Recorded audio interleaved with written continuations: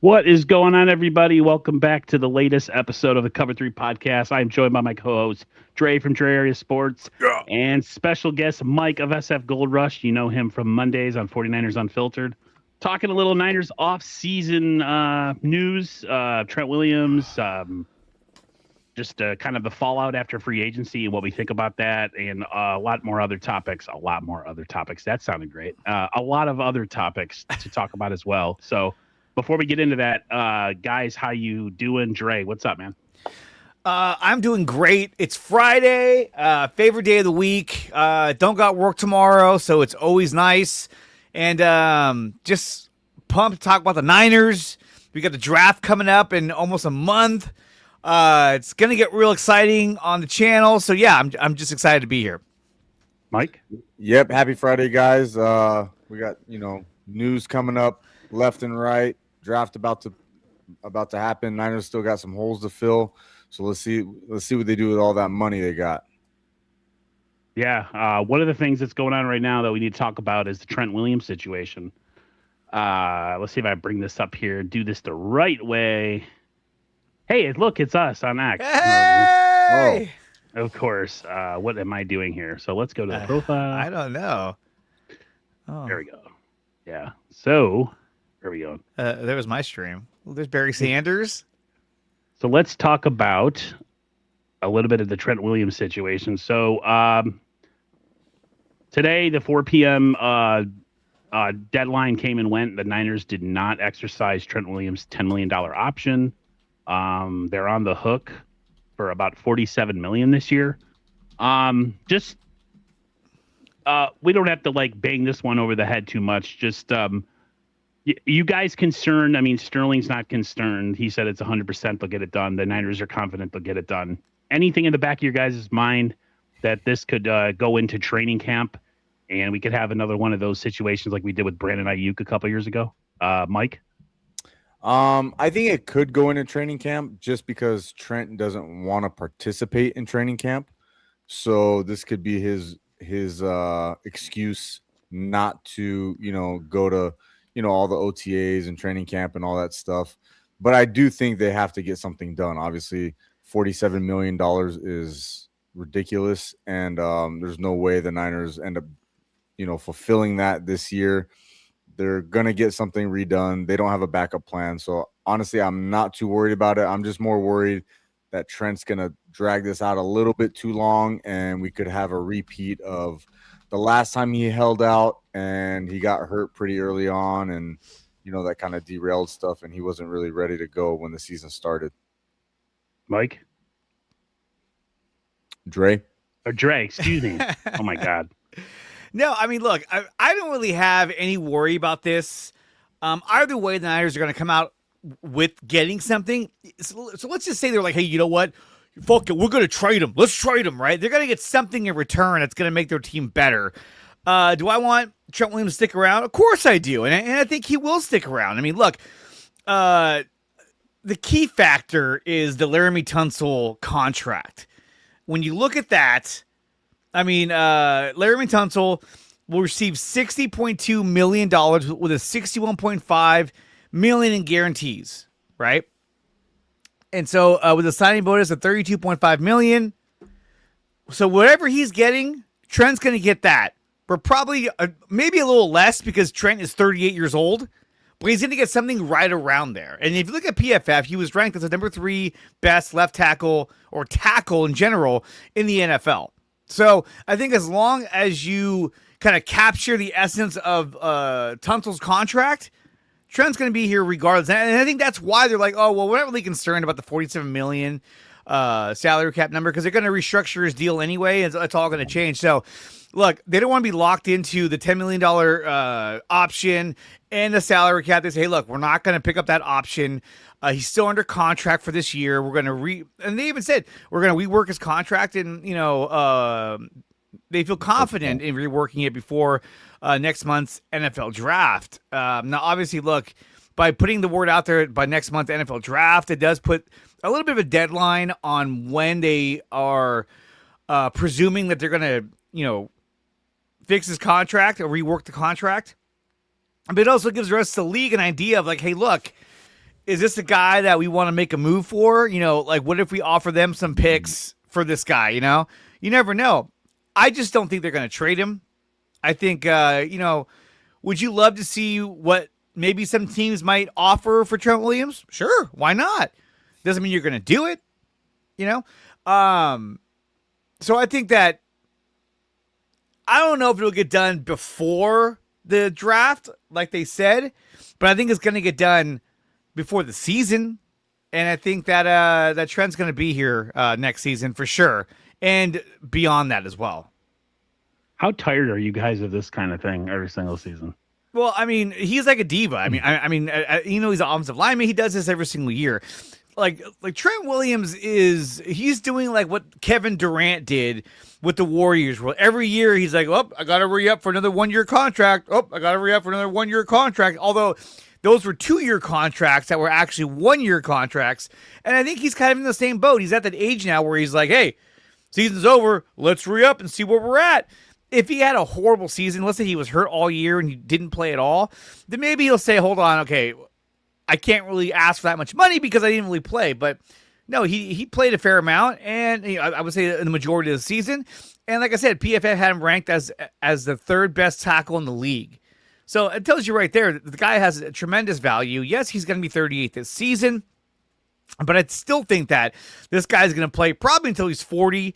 Who knows how long he'll want to play, but I would think next year, even the year after, this guy's going to be, you know, one of the top tackles in the NFL. Yeah, I just, you know, there's a lot of talk, and we'll get into it, about just, you know, the age of this roster, you know, like where we're going with this kind of thing. And but that's the thing, though, is that like they don't even have a true successor to Trent Williams. Are they going to stick one of the guys that they signed, Toth, and whatever the fuck the other guy's name was? Are they going to put him at left tackle? Probably not. I mean, look, if they did that, if they traded him and put whoever they have on the roster, Austin Pleasant's in at left tackle, like they're going to do that after they went out and signed an old Mike Evans, an old Christian Kirk. You got an old George Kittle, an old Christian McCaffrey, and these are all by NFL terms. In real life, they're younger than I am. You know, you got these guys that are slightly aged, if you want to put it that way. An older Fred Warner, an older Dre Greenlaw. Then you're like, but that's Trent Williams. Nah, we're not going to sign that guy. I think the whole team would be pissed off, right? Like all the older veterans would be like, hey, I thought we're trying to make a run at a Super Bowl, and you're going to trade, you know, Trent Williams away, and we're going to roll with Austin Pleasance. I think you would see choir boy Purdy maybe get a little gangster with Kyle, you know, if he took away his left tackle like that, and then like he might step into that office and be like, Kyle, we need to talk, dog. Purdy's going to come into the office with like one of those diamond grills, and like, jewelry. Nah, you don't go out and sign all these weapons and then say, oh, but your blind side better watch out because Austin Pleasance can't move to his left very well. You know, like, oh, what? No, you don't do that. I mean, look, Trent Williams is arguably one of the best left tackles, offensive linemen, who's ever played the game. Okay, he's considered that good of a player. And yes, he's 38 years old, and some people would say, whoa, he's 38. I would have moved on. But based on the way he played last season. Move on to who? So move on to who is one question. And then based on how he played last season, why would you want to move on? Now, if he comes out this season and he fucking sucks, he's getting beat left and right, and he's hurt, and he's showing signs of age, then you could say, okay, maybe it's time to hang it up. But so far, this guy, he's still dominating out there on the line. That's Trent Williams is the reason why you can go cheap at left guard, because he elevates their play too, right? That's why they always go half-ass at the left guard position, because they're like, well, we got Trent next to him, and he'll, you know, he makes up for the difference. So he's like a 2-for-1. No, he really is. Although, I mean, last season they put Connor Colby next to him, and that was a mess because Connor Colby was not ready to be a starter in the NFL. Yeah. And they were literally, the teams were scheming up blitzes at Connor Colby because they were like, yeah, he's gonna fuck this up. Yeah. And it was working. So whoa. Sorry. This is a crazy layout. I love it. Okay, there we go. So, but no, I mean, I fully expect Trent Williams to be with the 49ers going into next season.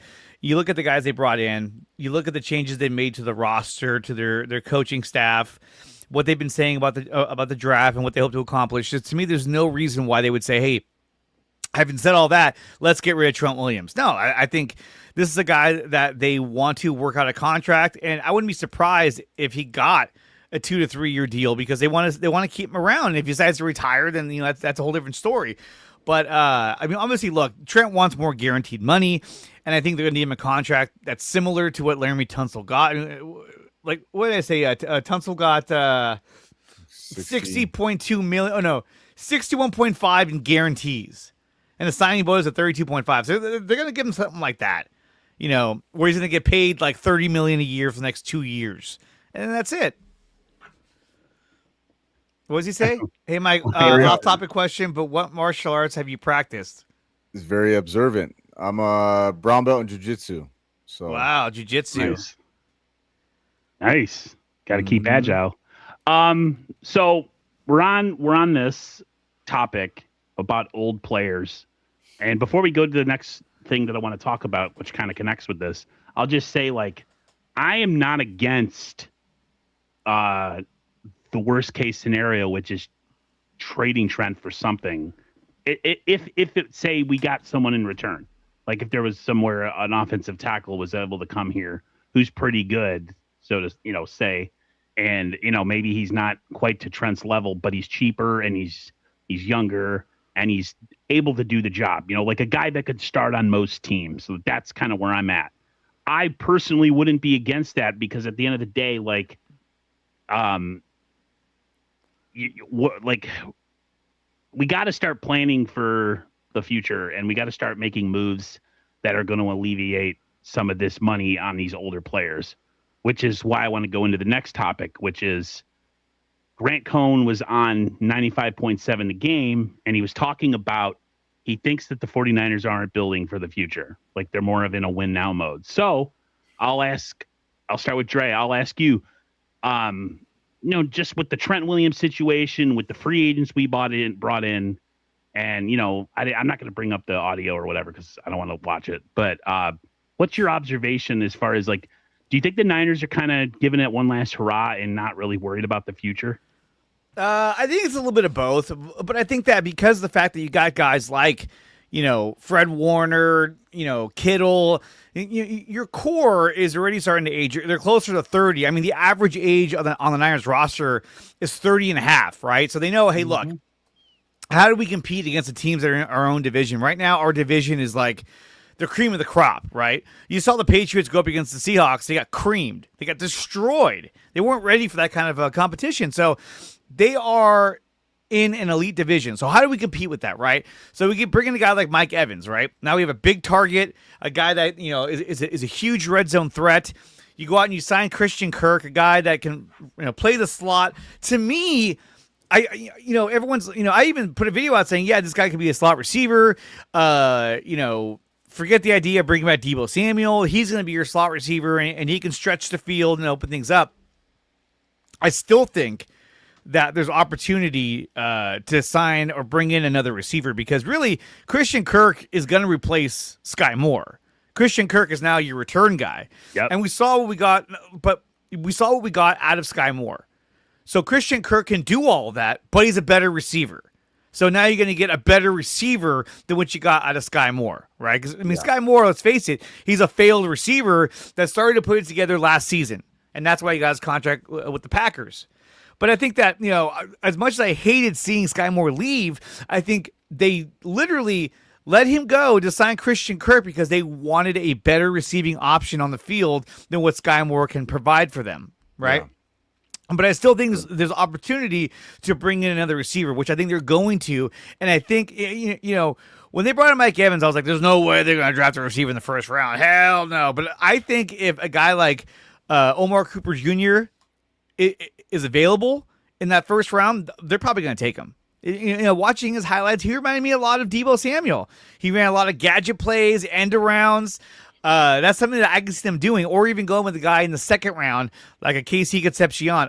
I think the first and second round pick is going to be a receiver because they want to keep that receiving core young and fresh, and they're going to hope that Ricky Pearsall can stay healthy. Because, I mean, look, when you watch the highlights of last season, right, up until the Jaguars game, which was what? I think that was week 3, right?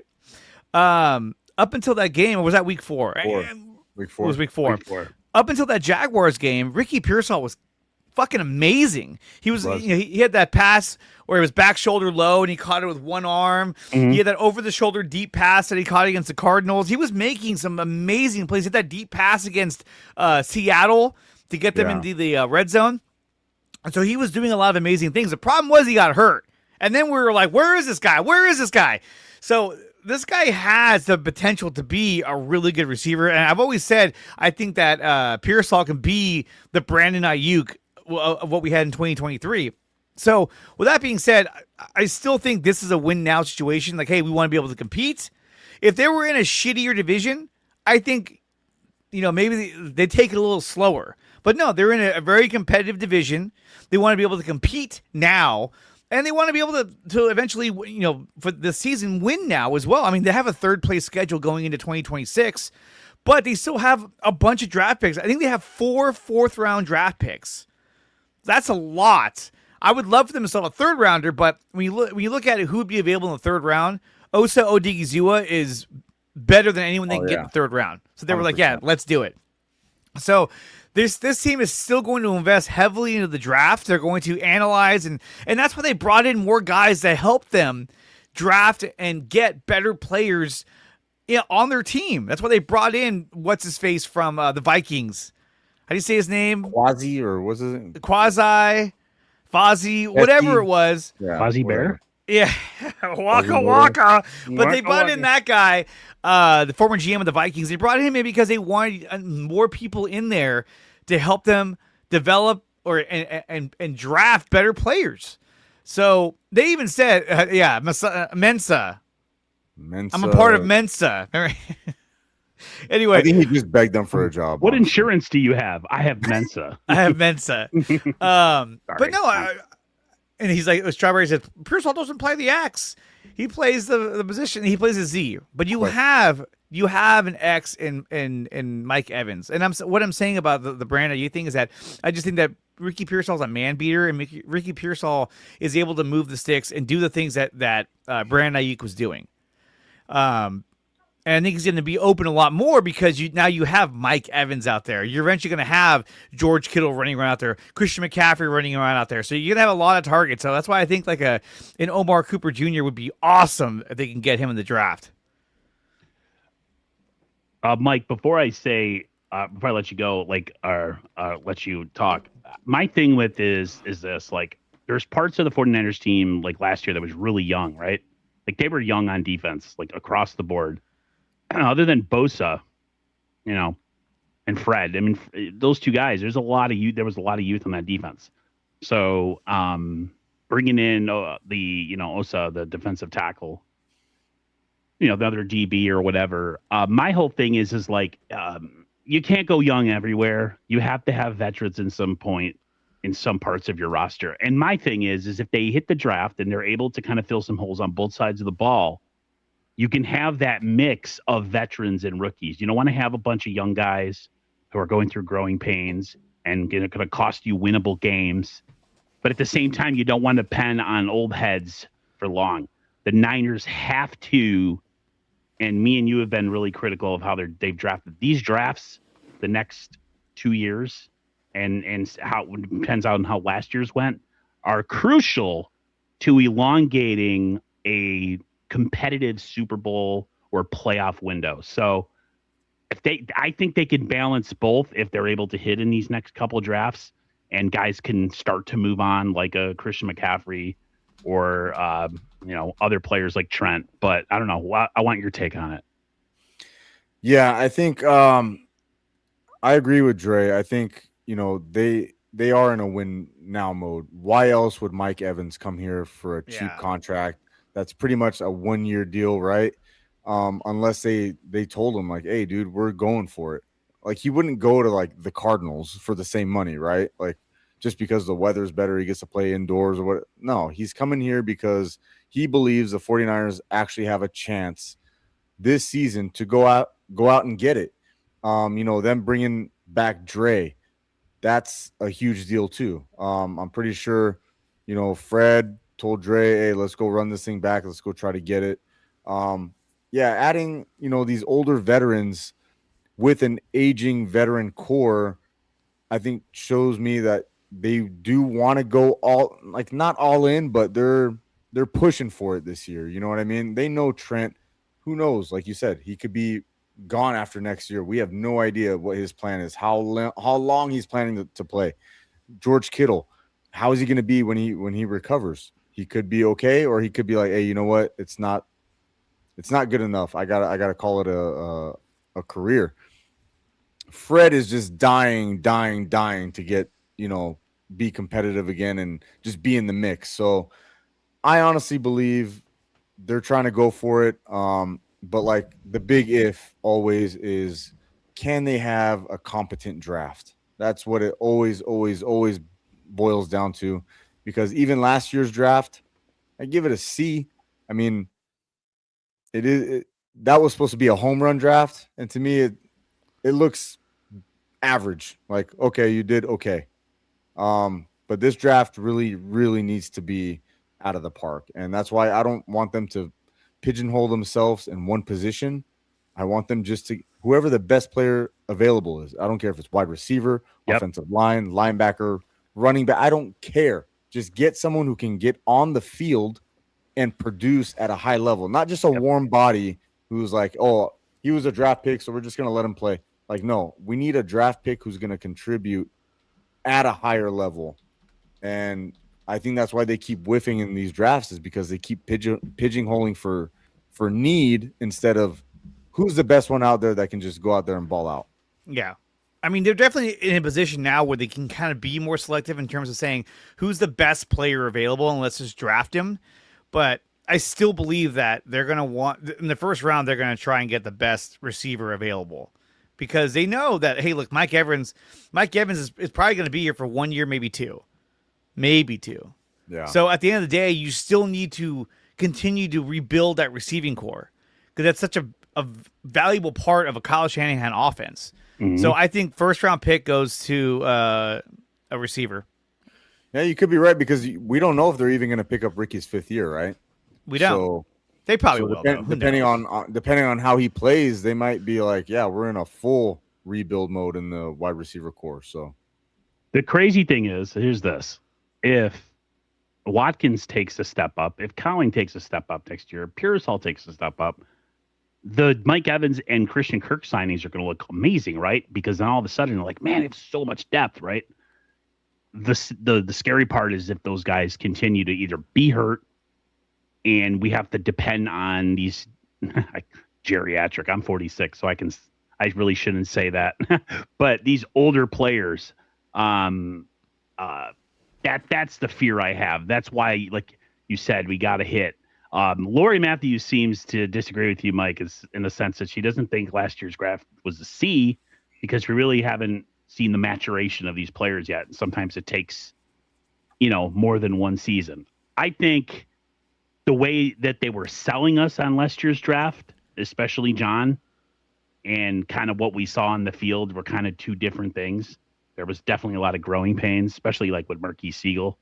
Even Upton Stout had some growing pains. And we didn't see consistency all season from, CJ West and Alfred Collins. But I think they're all NFL players. It's not like they drafted guys that can't play in the league, right?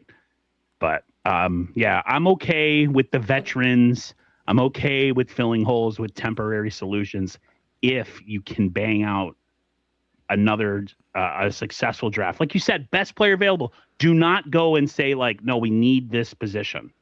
Whoever the most talented guy is on the board, take him.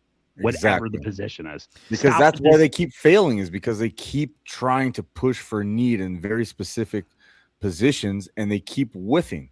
And instead, you could just draft the best player who can go on the field and just play. But it's hard, though, because, when you look at last season, what'd they do? They drafted Michael Williams with the number 11 pick, right? You come into this draft, and what do you say? Well, we got to get an edge rusher. We got to draft one. Well, we just did. Now, I'm not taking anything away from Michael, but he's an edge setter. He's good against the run. He's a quality player. But that you can find later or right. a cheaper option in free agency. This is the point that me and Mike have talked about, and I want to piggyback off of you, Dre. The Niners drafted Michael for scheme fit. Me and Mike were like, F that. Draft an edge rusher. I don't care if the guy's a scheme fit. Get a better player. Like, get a player that is a consistent, actual edge rusher that can complement Nick Bosa. I don't want to hear at 11 that you're picking a defensive end that's a good run scheme fit. Who wants to see that? Like, nobody wants that.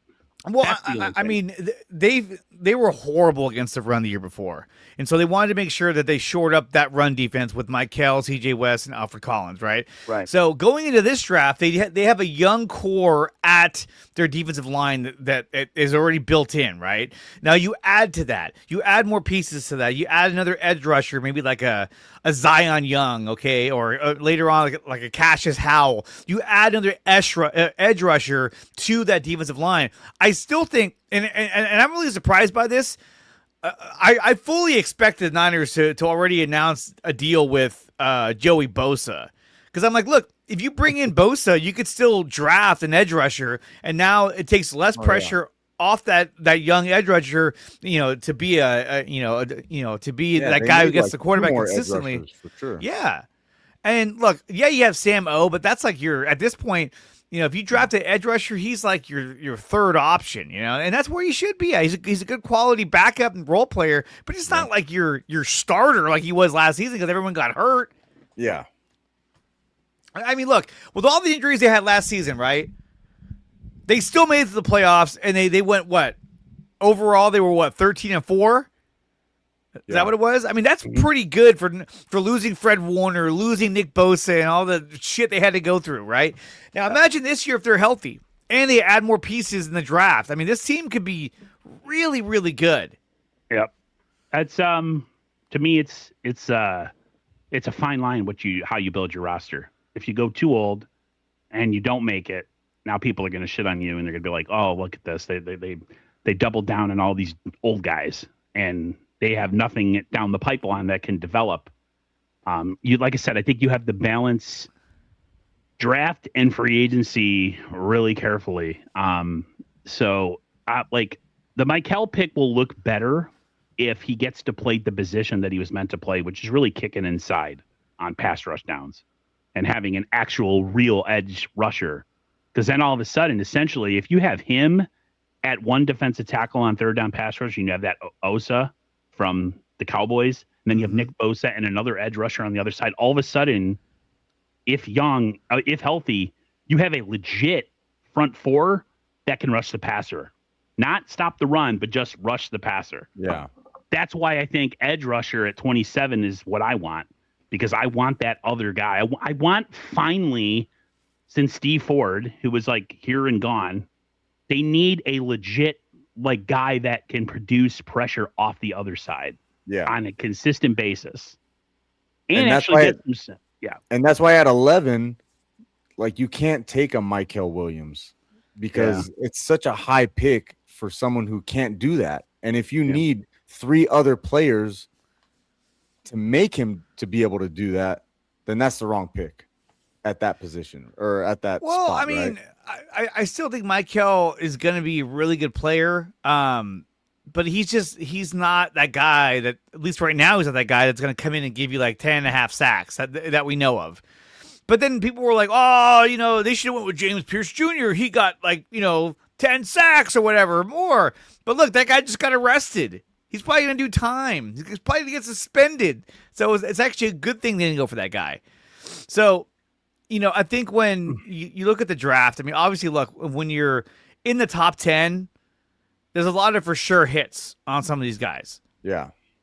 I still think that, looking back at the draft, I like Michael Williams, but I would have loved to have had Nicky Manworry. The Seattle drafted him. Yeah.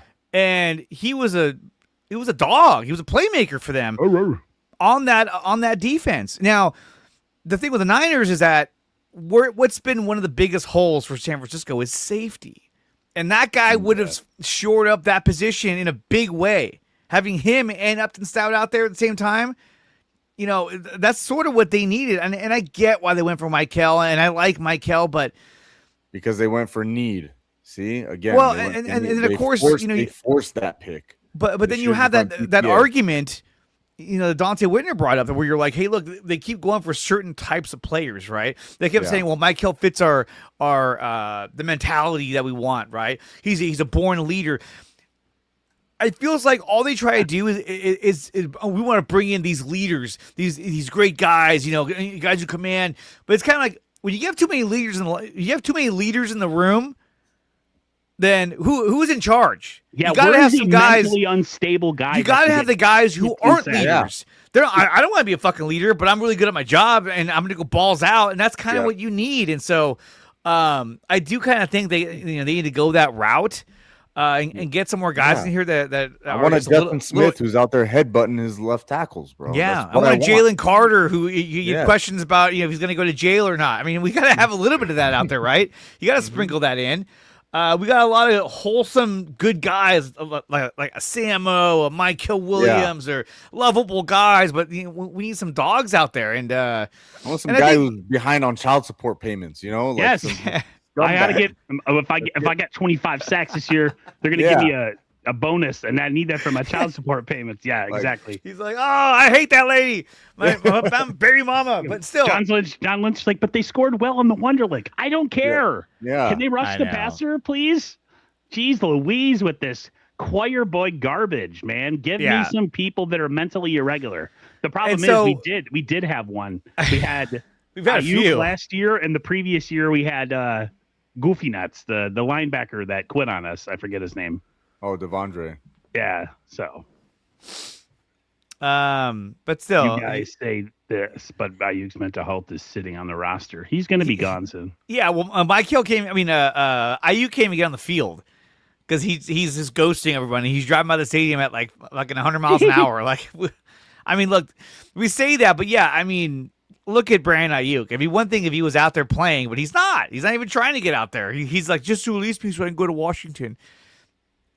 And look, we'll get to that, I'm sure, later. But, we're not going that route, Lori, or Strawberry. We're not going that they need to bring in people that beat their wives. I want convicted felons out there. That's not what we're saying. It's like every time you have a diva, like every really great receiver that's been in the NFL has always been a diva. That are selfish. They want the ball all the time, right? Jerry Rice wasn't really a diva, but he did command the ball quite a bit. Same with T.O., same with Moss, all these other guys. Yeah. Nobody says you have to have a guy that's going to be, but No, we just want a guy who's like Greenlaw, pretty much, on the D line. Yeah, someone who will play kind of close and maybe pass the whistle. Yeah, that's what we're trying to say. Give me another Greenlaw. Give me somebody that might get a roughing the passer penalty because he takes a cheap shot at the quarterback. And then is just like, oopsie, and like, but he can get 14 sacks. Yes, give me Greenlaw on his penalties. Absolutely. Did you see what we had last year? I'll take that all day. Please. Give me Greenlaw. They're going to get 15 yards on a run up the middle anyway without Greenlaw there because the linebackers are missing their responsibilities. At least make it for a penalty. Right. So you put this in your profile before we started the stream, Dre, and it kind of fit with the topic that I had. And it's you said 3 needs that the 49ers, I don't know if you meant like for free agency before the draft or the draft, but as I have really here the topic, anything. What roster holes do they need filling before the draft? So if we're going to focus on, say, three positions that I think the Niners in these dwindling kind of the end of free agency days where it's just like whatever at this point, I'll start with Dre and then I'll go to Mike. What position would you mind? It doesn't even have to be 3, but it could be just one that you really want that you would like to see maybe them address before the draft. Before the draft? Trent Williams. No, before the draft, I would say edge rusher. I mean, like, if they announce a deal with Joey Bosa, I'd be excited. Because you got to get another edge rusher, an experienced edge rusher out there There's the whole thing with Jonathan Grenard, but again, you have to trade to get him, and more than likely, you don't even have a third round pick left, so that's probably what would land him. You could try to do a fourth rounder, but when you look at their stats side by side compared to last season, Joey Bosa and Grenard, Bosa's numbers are better. Bosa had more sacks. Bosa had more tackles.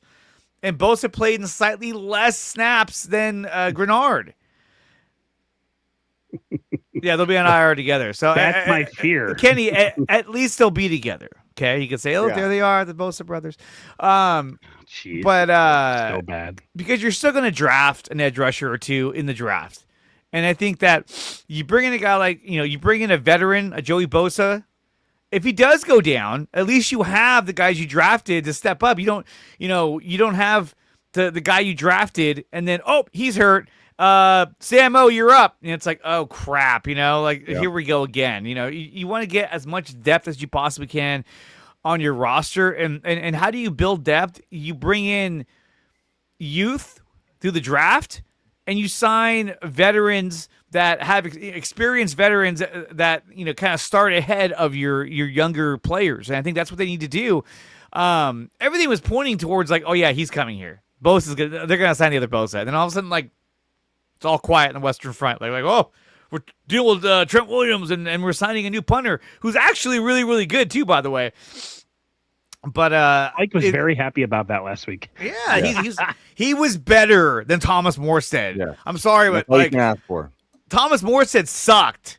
Yeah. He was not very good. Towards the end of the season, he had some shitty punts where it was like, bro, what are you doing? I could have threw the ball farther than that. Like, what the fuck? Insider my foot. What? So look, I want them to address the edge, another edge rusher.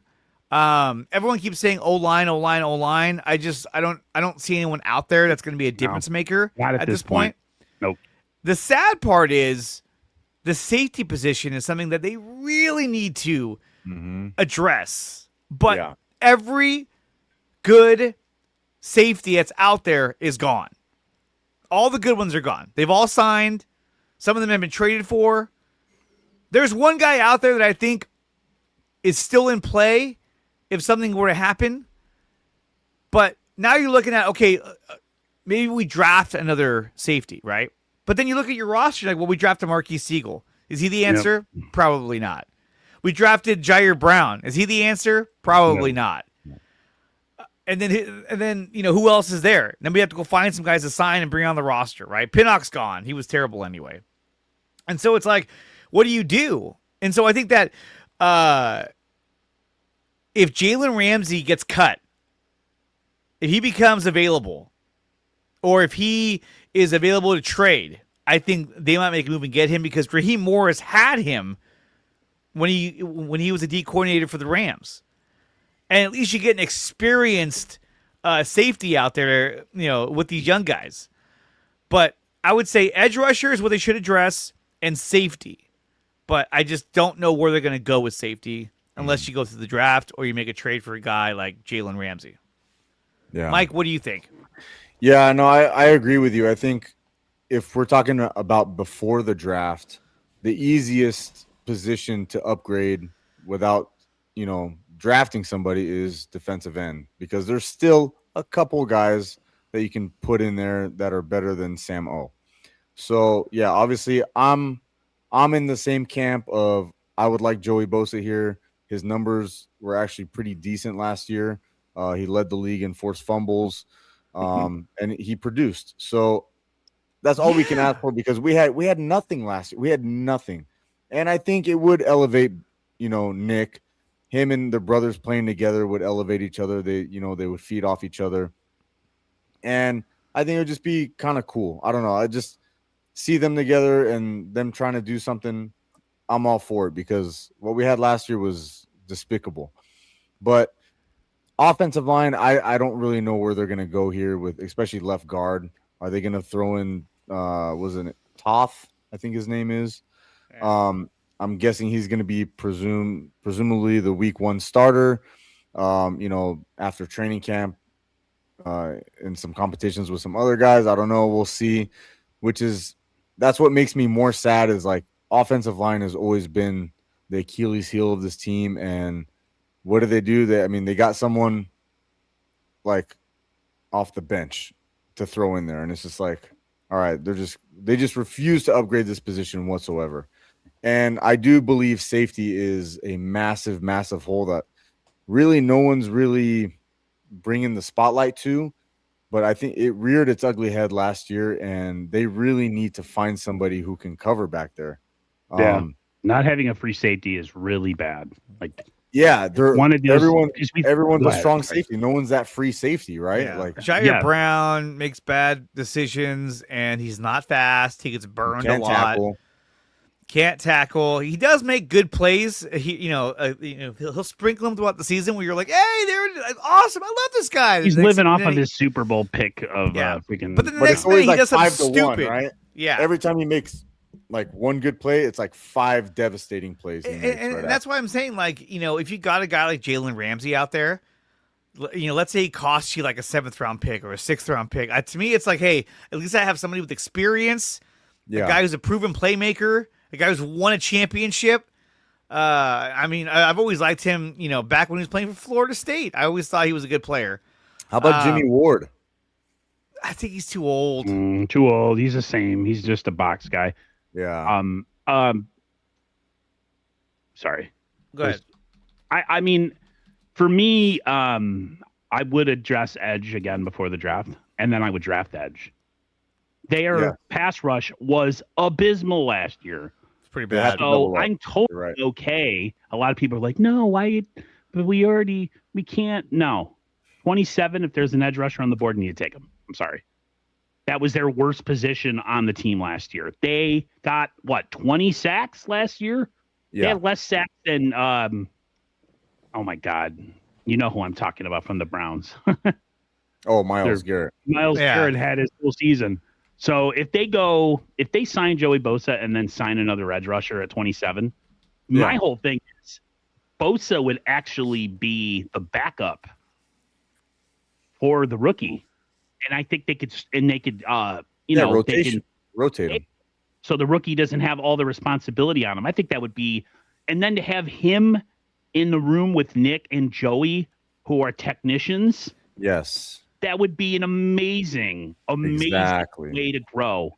Yep. So I know we spend and Mike, I know you get tired of us spending it on the same position, but they need it. The defensive line. I'm good. Best player available. If the best player's an edge right there, take him. Knowing the Niners, though, they're probably going to go get a running back in the first. Let's hope not. You know what I mean? Like, we're like, yeah, and then they go get a completely different player. Everyone keeps talking about Jordan James. They're like, they're really confident in Jordan James. They're like, what to see out of Jordan James? It wouldn't surprise me if, all of a sudden it was like, Niners re-sign Brian Robinson Jr. to a 1-year contract. Like, well, there it is. Niners bring back Raheem Mostert. Oh, God, I hope not. But it wouldn't shock me if they did bring back Brian Robinson on a 1-year deal. I could easily see them doing that. And then that way they're like, well, we don't have to solely rely on Jordan James to be our backup running back because he's still young. And I don't know. But they might go with Jordan James. I just Kenny think they says the Niners probably going to draft wide receiver 27. I pray they don't. I am right there with you. They will. Second round. I hate to tell you this, but they're totally going to. I just did a mock draft, and Omar Cooper Jr. was available, so I took him. Okay. Would you be okay, Mike, if they drafted a receiver at 27? Yes, if it's the best player on the board. Okay, I'm leaning that way too, because you cannot force an edge rusher pick if he's not the best player on the board. Yeah, but we need edge. I'm saying if the board falls that way, and there's someone there, and you could pair him up with the Bosa brothers as kind of like this super mega like awesome depth, edge rusher depth, that'd be great. But yeah, if wide receiver is the best player, if safety is the best player at 27. Oh, you absolutely pull the trigger. If there's a free safety at 27, guys, it's not a sexy pick. You have to draft him. Oh, There's I'm not a question in my mind. Yeah. Because then all of a sudden, you've now shored up the back end, and then you can go edge rusher in the second round. And then all of a sudden, your defense is that much stronger with 2 players.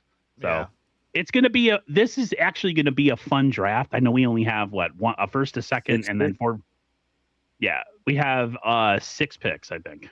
4 fourths, a second, and a first. Something like that. But yeah. Like I said, they're probably going to draft people that we have no idea who they are, and they're going to be someone from a school that we don't know, and people are going to be rifling through their notes like, I don't know who this guy is. But let's go real quick. I know, Mike, you can only be for a little bit over an hour. Me and Dre, I could probably go the full like we usually do if you want. Yeah. Revisiting after the Christian Kirk signing, because I think prior to the Cover 3 show last week, he hadn't signed yet. I want to revisit, and we can make this real quick. Revisit your grades for the 49ers offseason 2 weeks in. Mine was a B- on the show on Monday with Mike. But I would love to see, Dre, what your grade is revisited. Just for everything they've done this offseason after the Christian Kirk signing. I would say a B+. I like the guys they've brought in so far. But again, these aren't young spring chickens. These are guys that are a little bit older. I mean, Christian Kirk was hurt most of last season. Mike Evans came off an injury-plagued year, but he's been consistently healthy throughout his career. So there's some good things, and there's some things I'm really worried about. I'm not going to say there's some bad things, but there's things I'm definitely worried about. Age and injury is one of them. Coming off a team that has been consistently injured, especially last year with all the injuries they had. If this was a team that didn't have these kind of injury problems, I'd be like, yeah, let's go. Let's run it. But, yeah, I would say a B+, because I like the pickup in Mike Evans. I knew they were going to do that. I knew they saw what Devontae did, and they were like, we need that. Mm-hmm. So they definitely did that. They got Christian Kirk, which I think was a quality signing. When they announced that, I wasn't like, what? I was like, oh, you know what? That's a quality signing. I like that. And to me, like they're trying to go for it. They're trying to stay competitive. I don't know if you call this going all in. But I think that they want to be as competitive as possible in an elite hard division in the NFC West. I don't think it's an all-in year. An all-in would have been if we were really like a lot more talented and we said, screw it, let's trade a bunch of firsts for Max. Let's get the guy and put us over the top. I think they're not all in, but they're definitely trying to be competitive this year. They realized, I think, that they didn't have any depth last year. They were so thin at every position. Well, they knew that going in. They knew they were going to be a little thin, and then everyone started getting hurt, and they were like, oh, crap. And look, a lot of teams weren't that hurt. They were exceptionally hurt. So then they were really on the, you saw a lot of fringe players. You saw a lot of Robert Beal out there, and you're like, fuck. Yeah. Like, if he's out there, it's bad, So, yeah, I would say B+. Mike, or I think you already said it, didn't you? Yeah, I give them a B. I think the main reason why I gave them just a strict B was because they didn't do anything with the offensive line, and I think that was my main thing. I really wanted them to address that position because in every single big game of this entire tenure, it's always come down to blow-ups on the offensive line, and they just refuse to address it. And to me, it's like the most. I can't get over how they just refuse to upgrade the offensive line. And other than that, I'm like you said, Dre, I'm good with the Evans, with Kirk, all the signings, bringing back Dre, love it. Unfortunately, I still believe they have the third best roster in the division, even after all the people that they brought in. And but it gets them in the right direction. Do they have to add more depth pieces? Yes. Is there still holes? Absolutely.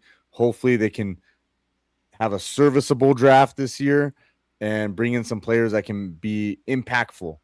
And we'll see what happens with Trent Williams. But if Trent Williams is gone, they're getting an F- from me because you can't go into the season with Austin Pleasance. So we'll see how this grade changes. I was just where is it?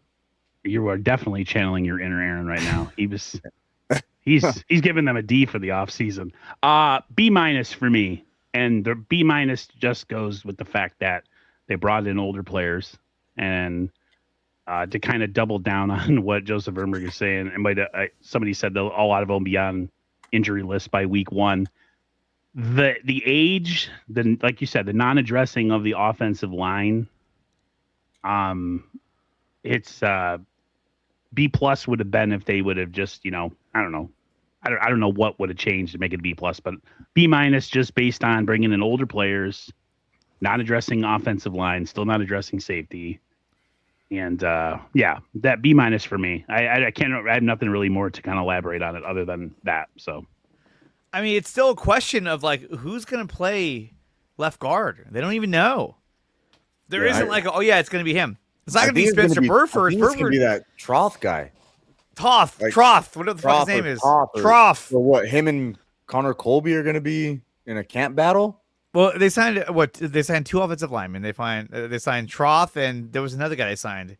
Yeah, I think he's like more of like a swing tackle, right, or something. Yeah, something like that. So, and then they're going to draft guys too. But I mean, we'll see what happens. But yeah, I was really hoping that they would address that guard position, and they just really did not. Just upgrade a little. Just get one player who's a little bit better than who's on there right now, and then they just couldn't do it. They're like, no, we're gonna find someone maybe a little bit worse, just to piss off the fans.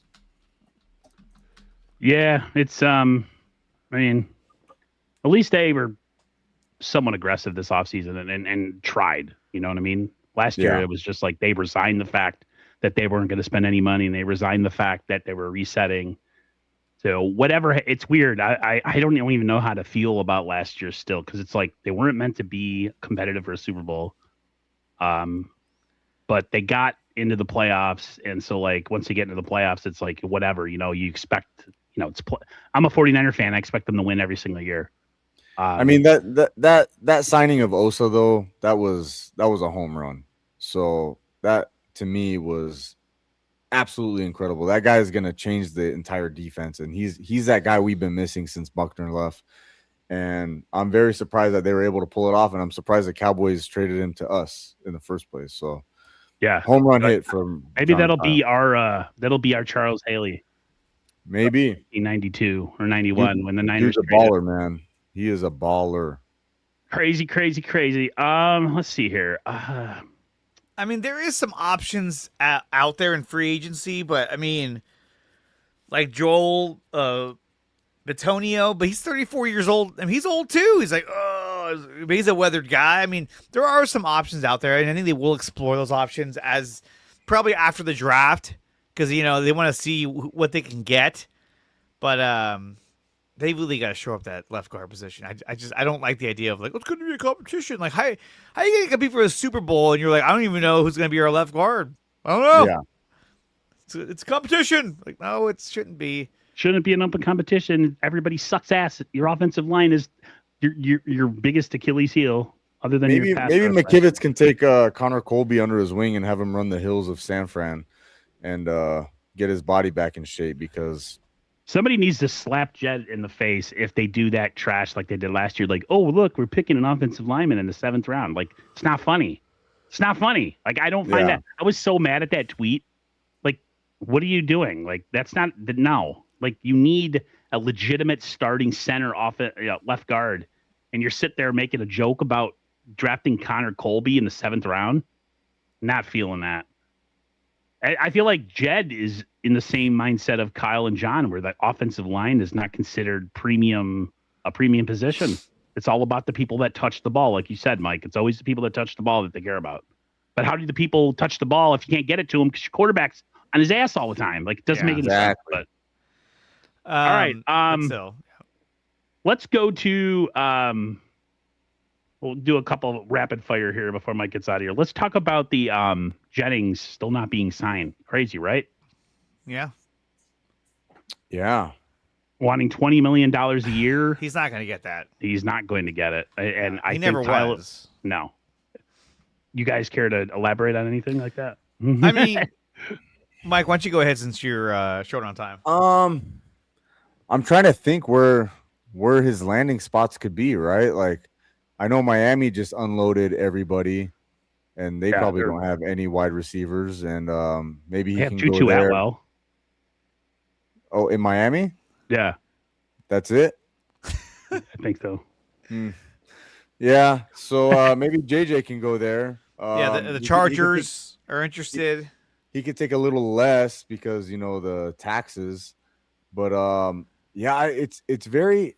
I'm actually surprised. I thought a team would go out and I didn't think he was going to get 20 million, honestly, but I thought he was going to get maybe 17 to 18. And I am a little surprised that he hasn't signed with anybody. And I don't know where he's gonna fit, honestly. I think he's probably teams are gonna wait till after the draft, right? They're gonna go through the draft, see if they pick up wide receivers. If they don't, they're gonna say, "Hey, JJ, you want to play for us for a cheaper contract?" And that might be where, like, him and Debo, right? Like, you would think a team would take a flyer on Debo, just something a little cheap, just to have a little weapon, an extra, gadget guy that they can play with. But Do you I think don't it is know. that the league views some of our players differently than we view them or the 49ers view them? Because maybe in the 49ers scheme, they're really, really valuable and they're productive, but any other scheme that they even like with quarterbacks, some people say that about, Purdy or Jimmy Garoppolo, blah. Like if he was in another system, he would look awful, but because he's in a Niners system, it makes him look great. It's really the system, not the player. Do you think that could be hurting him, or maybe he's just not as good as he thinks he is, I and think nobody it's a wants bad to? year. I think it's a bad year because usually all of our players that are up for contracts always leave. That's why we always get these comp picks, right? Yeah, So they all usually go to other teams, no problem. But this is like, I think JJ just it's just bad timing for him this year. And yeah, I don't know. I really don't know. Maybe is his demands too high? He's not willing to take a pay cut. But you know what? After the draft, guess what? He's going to be stuck. He's going to have to take that pay cut because only a certain amount of teams are going to need a wide receiver at that point. So yeah, we'll see. I think yeah, the problem that we have with Jauan Jennings is that, he's 6'3", so he's got height. He's only 28 years old. yeah. He's relatively young. But you got to remember, Just too, he was a slow. 7th-round draft pick, and he's not fast. No. Like, he's not a burner. He's not a guy who is going to, take the top off the defense or he's Especially going a to go team like deep Seattle, yeah. and break away from you. He can't do that. And we saw against Seattle and even sometimes against the Rams and some of these better defenses, he couldn't get separation because that's not the kind of guy he is. When he was the third option, opposite, Debo and Brandon Aiyuk, then he was good. Now, look, is there a chance he could come back on a cheaper deal if the Niners, if he doesn't get signed, Niners come back later on and say, hey, 1-year deal, $7 million, possibly. But I think that if you brought back Jauan Jennings and your big three at this point would be, Evans, Pearsall, Jennings, with Christian Kirk even more into that Sky Moore role. To me, that's slow. Now you got two cogs, like, whoa, and then you got Pearsall running around who's like he's waiting to hurt his knee. I just think that Or some pavement that I can fall onto. I know, Where? and we keep talking about like, hey, we need to get younger, we need to get faster, right? Well, we're not going to get much younger. No. So I think if you're going to do anything at receiver, you draft a receiver. Yeah. If that guy's available. Now, let's say they go through the draft and they don't really land on any of the better receivers that are out there in the draft. Then maybe you say, hey, look, Jennings is still out there. Let's throw him a little bit of money and see if he bites at it, right? Which could possibly happen regardless.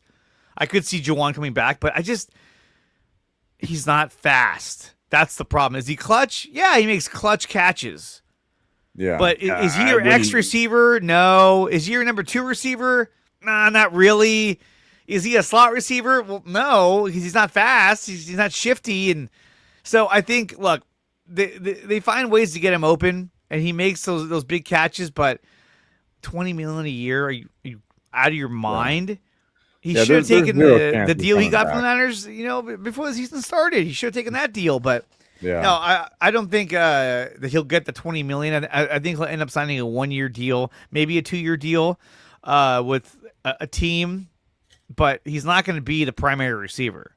So he was a 7th round pick. my thing with the 49ers that a lot of us we crap on them for certain things, but they do have a good evaluation of their own players, and they are willing to let a guy like him walk because they can replace it in the draft or they could replace it in free agency.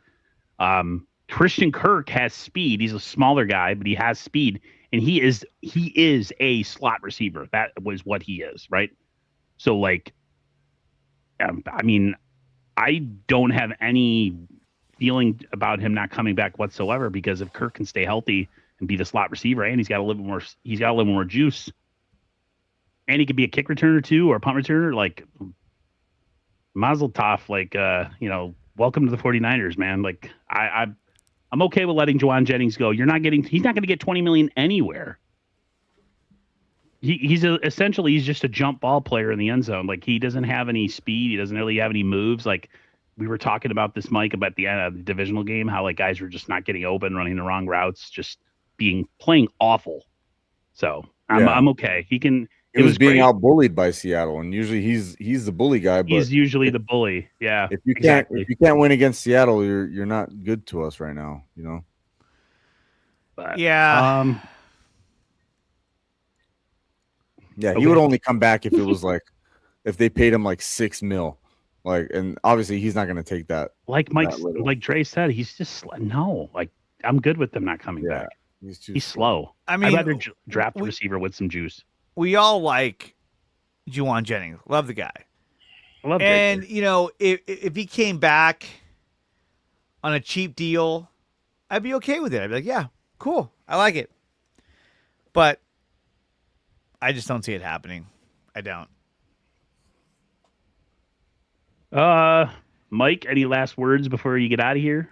No. Let's see what happens. Hopefully, we get some news that Trent is going to stay soon, but I guess we won't find that out till draft time. And it's been a decent offseason. I'm happy with it so far. So let's keep the ball rolling with positive news, and hopefully me and Mike are two of the most negative guys that like the 49ers, and we both have been reasonably happy with the offseason, which is crazy. Yeah. Well, they definitely haven't done anything to really fuck it up. If anything, they've improved their team. So it's like, hey, good job on that front. Yeah. I just want to see Joey Bosa here within the next week or so. And then at least we know that we have another bookend opposite of the other Bosa. And absolutely. In the middle. And I'll be pretty damn happy. So hopefully that happens soon. Hopefully. Yeah. Mike, awesome. Thanks for helping us out. Thank you guys. The third guy. And hopefully I'll see you Monday. Yeah. And we'll be talking Niners once again. Sounds good. See you guys later. Take care, brother. All right. One of the things that I wanted to get into, I have so much stuff open on the open tab, but it was just I wanted to play the video. It's Mike Evans pretty much talking about why he came to the 49ers, and get your take on it after. I gotta open up the old X again. So here we go. Open up X. Here we go. Aaron has a really hard problem with X. Let's go. You don't even have it queued up? No, because I've been talking the whole time. No, we gotta look for it to your feed. It's somewhere in here. Let me find it. Hey, look. There's my post. Hey, look, it's Mike again. All right, here we go. So this is him coming in to the Niners facility. In NFL history, I'm here with new 49ers wide receiver Mike Evans, who officially signed with San Francisco today. Mike, welcome to the 49ers family. Thank you. What made the 49ers the next chapter in your career, and what excites you about joining Kyle Shanahan in this offense? You said it, Kyle Shanahan. I've been a fan of his for a really long time. Love the way he calls the games, love the way he treats his players. The weather's great.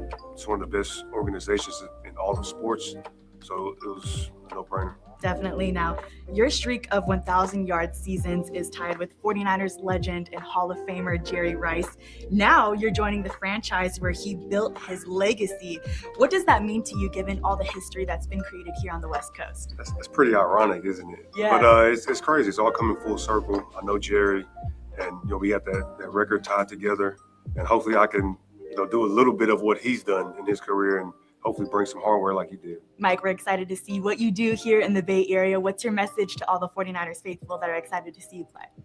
I'm excited to be here. I feel like I got a lot left to give this game, and I'm gonna give it my all for this team, and hopefully we can try to get a championship. Beautiful. Congratulations. Thank you. Nice. That was great. Oh, how did we always go back to this god awful? I don't know. Why do you even have this one? I'm like, all right, It pops up every single time. Two people adjusted. Mike Evans is Bonte Hill's low-key doppelganger. Yeah, pretty much. Yes, he is. I can totally Yes, he see is. that. No, I think he's gonna fit in. There we go. I'm like, come on, man. I think he's still gonna be a good signing as long as he stays healthy. A lot of these players, I mean, the biggest question is, can they stay healthy, and will they stay healthy? And only time will tell. But I think if healthy, he's gonna be a huge game changer for the Niners. But again, I think that when they go against some more physical man coverage type of defenses like Seattle, they might have a hard time. Seattle likes to play that a 2-eye safety, that Tampa 2, and they don't come out of it because they're like, oh, you guys can't beat us, we're fast. But then again, they lost a lot of guys. They lost Reek Woolen. Yeah. They lost another one of their safeties. They lost Boye Mafe. They lost a bunch of guys, a lot of starters. So again, they're going to have to make up those differences. So I think they're going to be they're not going to be, they've taken a slight step down. They're still going to be very competitive, very good team. But remember, I mean, as good as Sam Darnold was last season, I mean, his defense bailed him out and didn't allow the other team to score.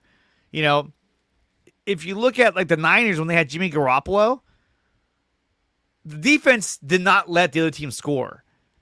It was only when they were forced to lean on Jimmy that the Niners just fell apart.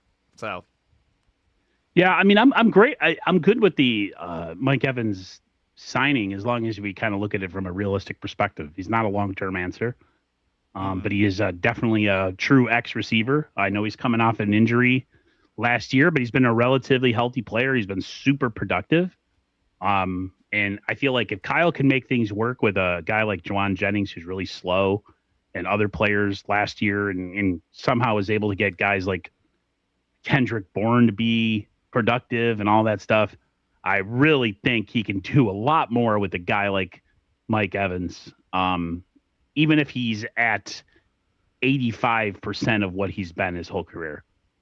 So I was happy with it. I was surprised. That was one of a couple moves that you were right on top of in the offseason. I just thought it was incredible. But yeah, I'm glad with Mike Evans. He does remind me totally of Bonte. Like it's not even funny. He sounds like another player too. I think he sounds a little bit like Kevin Garnett a little bit too. So yeah, but yeah, I'm good with it. I'm good with it, Mike. Mike Evans, totally. Yeah. So I'm happy with that. We can kind of move on to the next thing. Yeah, let's go for it.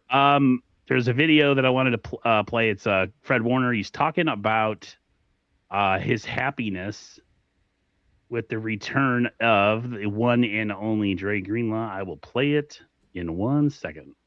I am the worst with this, guys. He's searching for it right now in his feed, not through the search. Just, oh God, I know I came across it.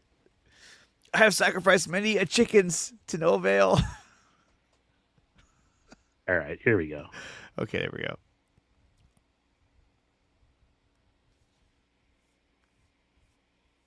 Almost there. Guys, I'm the worst with this stuff. I'm sorry. Mm-hmm. What's it like? You got your boy back. That's right. You got your boy back. Yep. Tell me what that's like, and like how awful are you guys going to be to the opposing team? Yes. And, like how bad is Alter Ego Fred and Dre going to be?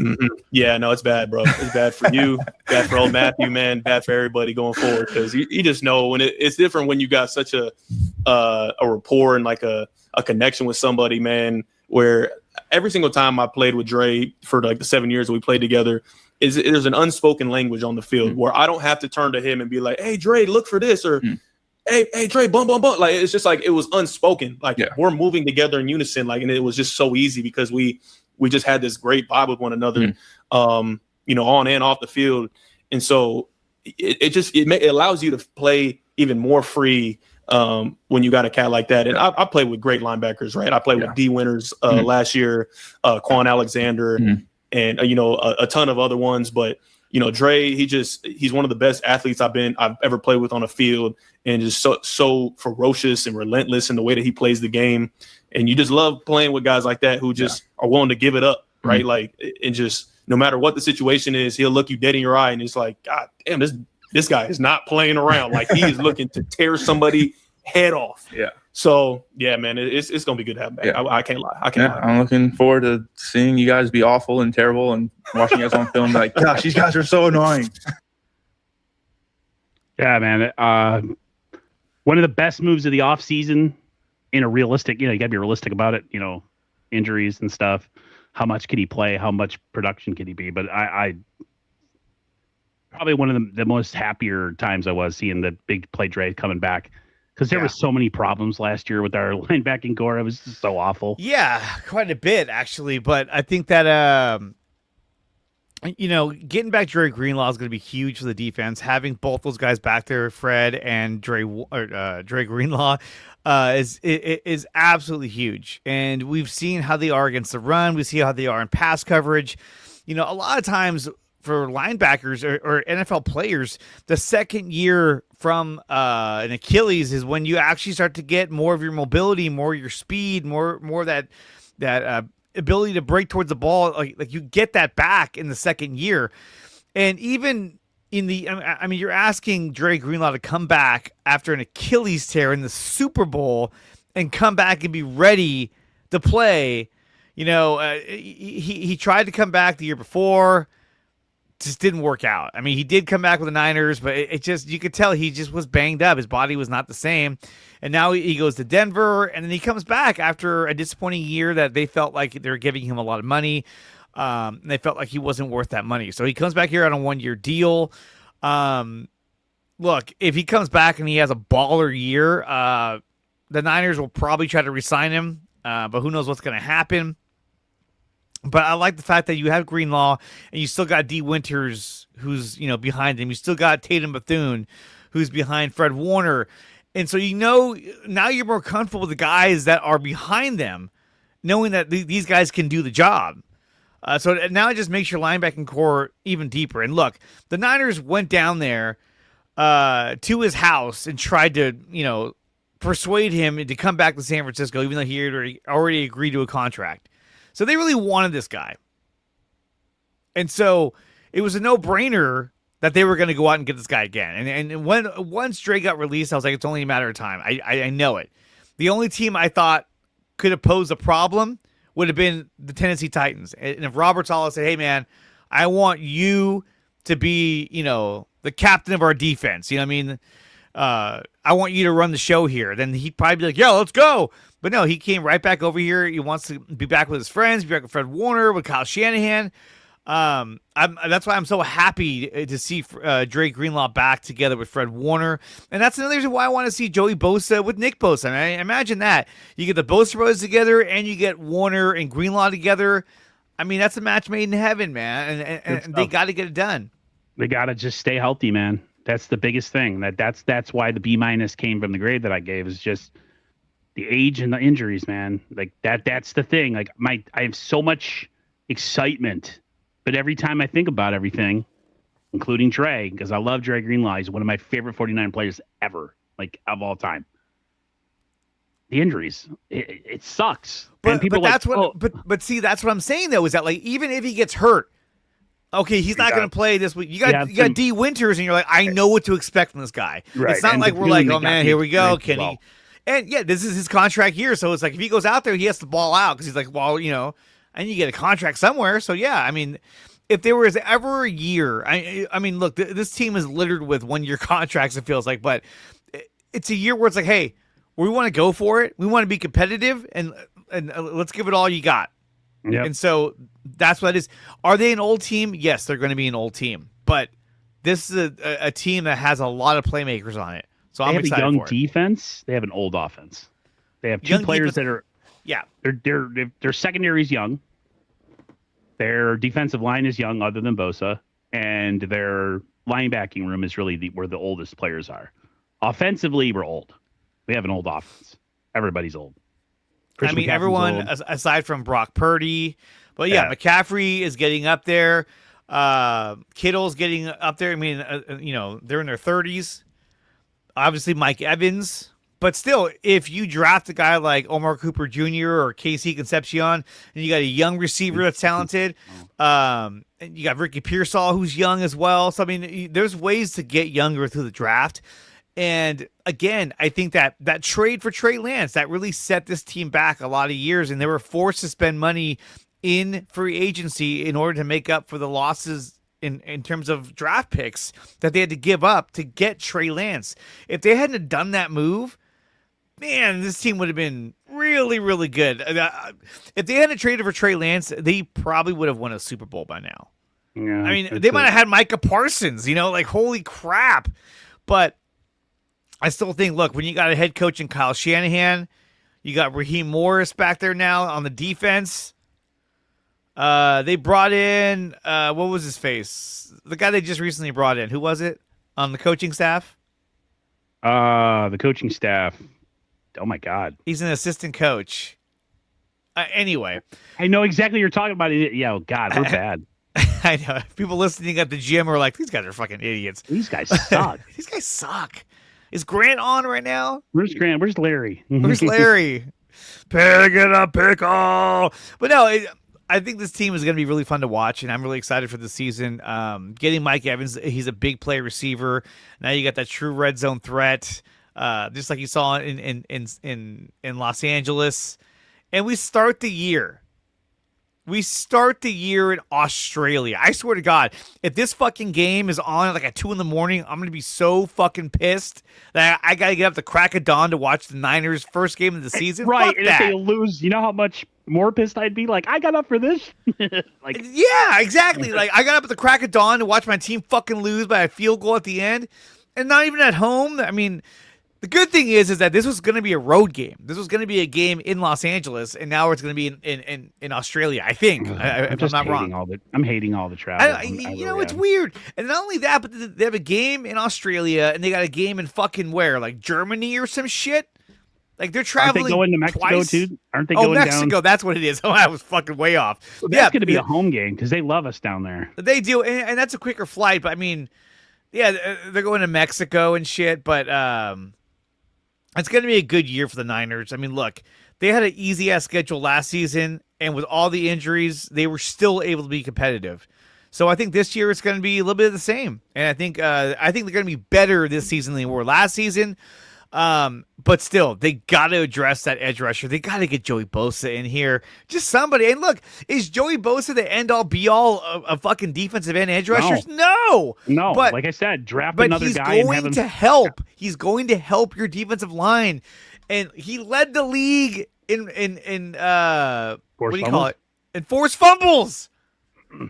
I was like, dude, get this guy in here. We need a playmaker. And to have the Bosa brothers together, along with Greenlaw and Warner, fuck yeah, let's go. All these old ass guys. Like, this is it. And they all fucking know it too. They all fucking know it. Greenlaw, all these guys, they know, hey, this is the year. They're getting back together again. They're like, hey, this is the year we got to make it happen, dude. Like, if there's ever a year to make it happen, it's got to be this year. Yeah. And hopefully they stay healthy and they make it happen. Yeah. That's all we can hope for. Just at least get healthy coming into training camp. No injuries. Everybody figure out a way to stay healthy getting to training camp. No injuries in the off season. Please.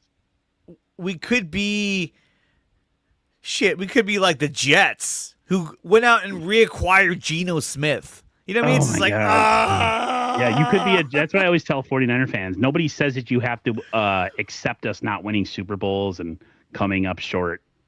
And I'm not a one person to be like, oh, go be a fan of another team, but like you could be a Jets fan. That's all I gotta say, dude. Some of these teams are fucking brutal. Yeah. You imagine having a what they call a poverty franchise as the team that you root for year after year, and you know they have no chance. Yeah. And like the Niners, say what you want again, but like they put themselves in a position to win 3 Super Bowls since 2013, and they haven't got it done. But they've had really good teams. They just were not the better team on that day. So yeah, if you got, I hate to do that because I know I'm the same person that says if you don't win the Super Bowl, the season's a failure. But like, if you want to be a Jets fan, go ahead. But it is what it is. One other thing that I wanted to bring up, it was the podcast, the Bussin' podcast that George Kittle was on. He was actually there was a couple different clips, but this is the one that I wanted to bring up. He was talking about his injury when it happened, and it was really interesting what he kind of went into when he talked about his injury. So let me bring it up. When I did go down, this is actually crazy. I did do it was Super Bowl week, right? And so Why did it not come up? And on like I don't know. Oh, geez. This interview, and they it's on Zoom, and they show like a highlight reel, and it's basically like, that's not the one I George Kittle, want. he's coming up next. What do the Niners have to do differently? And they show Fred Warner breaking his ankle, a highlight clip of him doing that, me tearing my Achilles, Trent Williams pulling his hammy, Brock Purdy going down the toe, like highlights of just all of us getting injured. I'm like, I don't really want to see me tear my Achilles again, guys. Doubt. Could you like relax? But I will say, when I did, because I knew it before I even hit the ground, I was like, that's gonna suck. I'm laying there on the ground. Juice comes up to me, goes, "Hey man," and I'm like, "Yeah, give me a cart. Like, I'm not walking this one off, bud."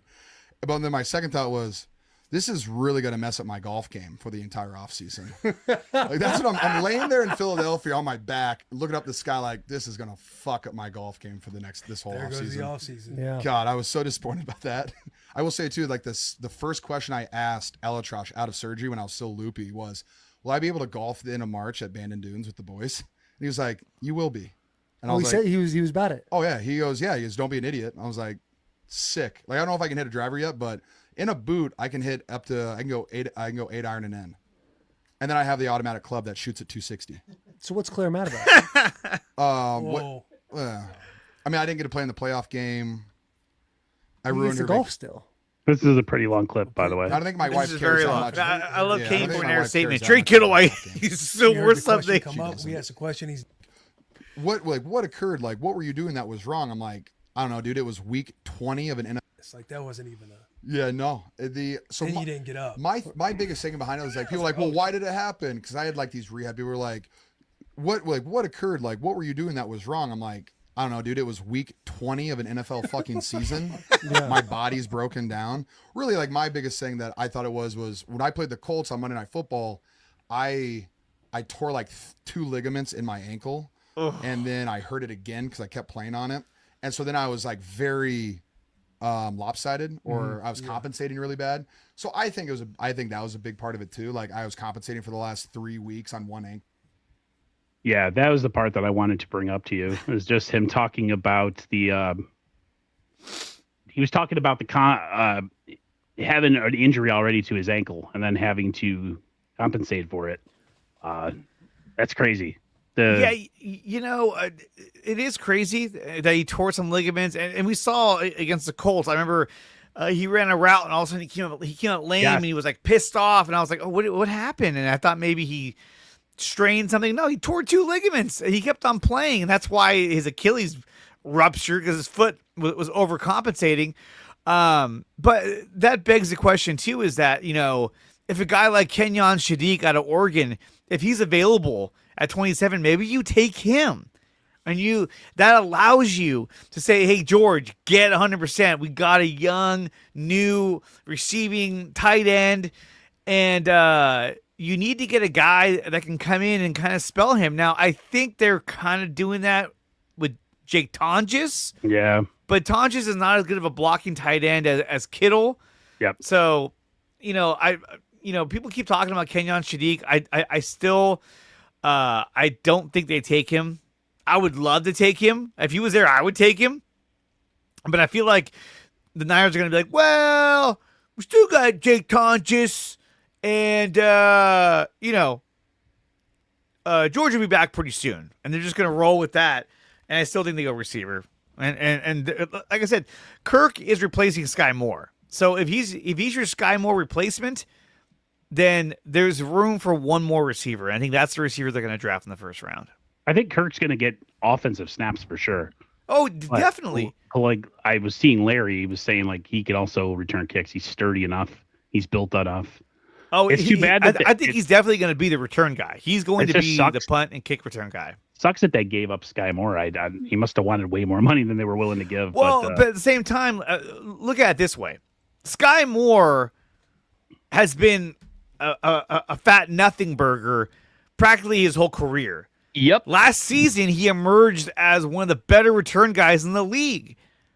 So you got the most out of him you could possibly get up until this point in his career. And now he's like, oh, I'm going to go to the Green Bay and they're going to pay me, I forgot what it was, like $5.5 million or whatever. And I think the Niners were like, hey, look, if we work out a deal with a guy like Christian Kirk, he could be our return guy and he can help us as a receiver where Sky Moore kind of fell a little short.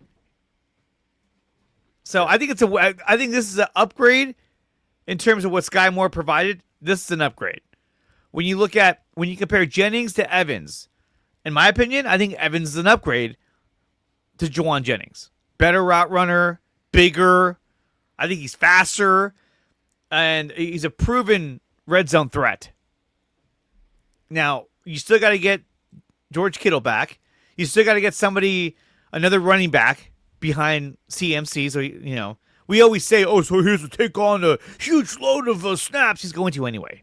Yes, unless he's hurt, he's going to do exactly what he did last season. I hate that. I really do. Yeah. So, I mean, look, it is what it is, but, I mean, some of the players they brought in are huge upgrades. The punter, I forgot his name, Corliss, whatever the fuck. He's better, way better than Thomas Morstead. Morstead was awful last year. My God. Like, he had no leg. I'm like, am I watching myself on television?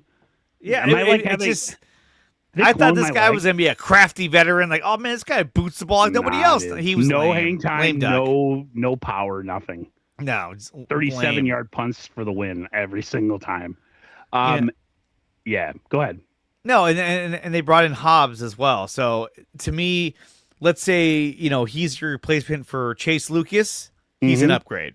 Yes, definitely. We thought Chase Lucas was going to be all great and stuff, and then he got into the regular season where he actually was needed, and he played awful. He played awful, especially late in the year when he had to go in and take over for Upton Stout.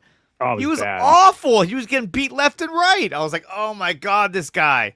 We got to get rid of Luter too. Something needs to happen. Stop bringing back Darrell Luter. He's unbelievably bad, but knowing the Niners and how they just like to hold on to players that suck, he'll probably be back. He'll be in camp next year. Kenny's right. Chase Lucas was a preseason stud. I was like, man, this guy, and then he just was nothing. You're like, Zach Martin had some flashes in the preseason too. Nick Martin. Zach Martin? What the hell is that? Who's Zach Martin? I don't know who that is. I don't know. Nick Martin. Sorry, guys. I'm old and I'm sick. Nick Martin, yeah. And then now look at him. He's just like, oh, he's probably still concussed. Where is he now? He's like, oh. The fact that he had to wait that long before he came off the injured list was something that really, really bothers me. I wanted to end the stream with something on a fun side, because we've been talking about everything we've been talking about. So there was an interview with Barry Sanders. He was talking about a team he could have played for if he was playing today. And I guess you guys could pretty much guess what that team was.